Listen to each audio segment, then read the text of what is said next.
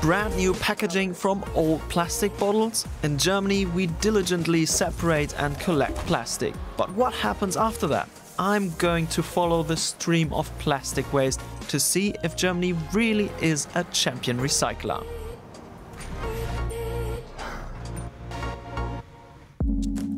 Well, if nothing else, it turns out that we certainly are champions when it comes to churning out plastic waste. Germans produced 38 kilograms of plastic waste per capita in 2016. The EU average was 24 kilograms. It is also way higher than the 11 and 17 kilograms that people throw away in India and Indonesia, respectively.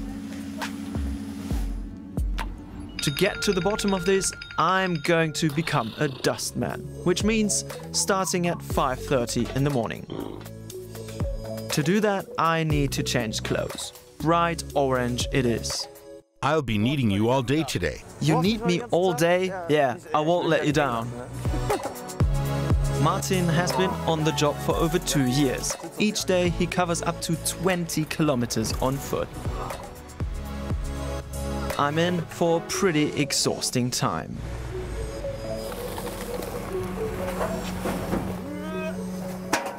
The sheer mass of plastic waste and packaging is mind-blowing. I'm really starting to get an idea of what 38 kilograms of plastic waste per person actually means. But the problem isn't just the insane amount. We got the first misplaced item, so we're just gonna leave it here basically and sell them. That's not what belongs in the plastic bin. Yeah, it's like metal, and that's definitely not plastic. The Industry Association estimates that misthrows are present in 40 to 60% of bins and bags.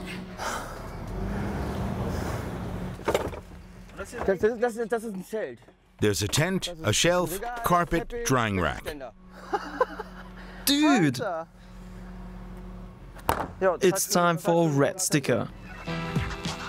It says wrongly sorted. It's household trash and doesn't belong anywhere near a recycling bin for plastics. And that's why we won't take it. These things aren't getting any lighter. Only 2 hours into the shift and I'm already dead on my feet. Martin tells me that he used to do these rounds alone. Unbelievable, but the amounts of plastic became unbearable for one person. After 8 hours of collecting plastic waste, we're back at where we started. I really don't know how much stuff is going to be in there. Time to unload this beast. And this is just one truck. There are thousands of these driving around and unloading in Germany, let alone the world. What have we managed? We have almost 5.3 tons today. 5.3 tons? Is that a lot? A little? It's a lot. Yeah, I sure feel as if we managed a lot. All the trash I collected yesterday gets sorted here, at one of Germany's biggest sorting plants. The place is gigantic.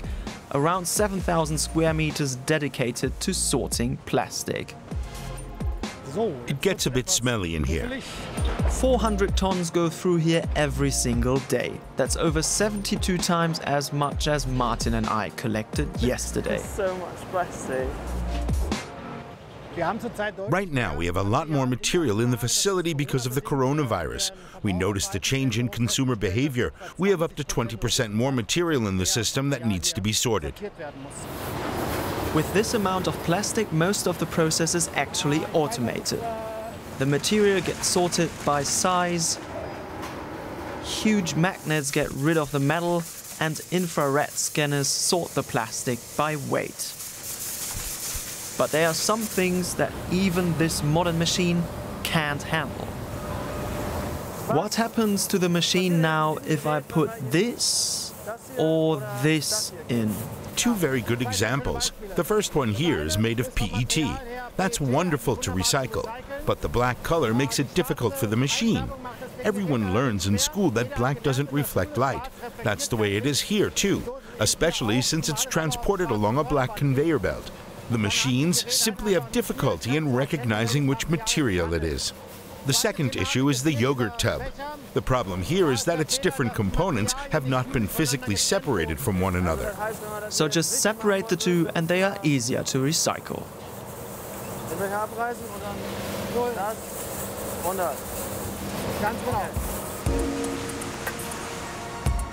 Another big problem is multi-layer plastics, like my cheese packaging over here. They consist of up to 15 layers that can't be separated anymore. The only thing that can be done, shred them and burn them. But that releases a lot of toxins into the environment. Nevertheless, 60% of consumer plastic waste is burned. What does that mean for the recycling rate? The official number is 38%, but that includes everything that makes it to the recycling depot, even the waste that we export to other countries. Germany is still shipping out more than 1 million tons of plastic waste each year. That makes us number 3 in the world. Greenpeace says many of the countries that we export to are located in Southeast Asia. But it is also true that not all of this is going to landfill dump sites. To keep this from happening, some companies are creating new products from recycled plastic. Here at plastics producer Pöppelmann in the north of Germany, they decided on flower pots. A pretty rare phenomenon in Germany. Only some 16% of all the country's plastic waste is turned into new products here. I think we're definitely world champions in collecting material, and maybe in processing it a little too. But when it comes to turning it into a product, the rate is far too low for what is already possible today. One reason for the low rates, recycled plastic is more expensive, up to 230 euros more per ton than virgin plastic. On top of that, the quality decreases the more often it gets recycled. It becomes less heat resistant and tears more easily. So even with all the sorting and washing, which demands a lot of energy, you can't make plastic 100% pure again. And the market for these products remains small. Pöppelmann's put over 3 years into this project and they're still not turning a profit.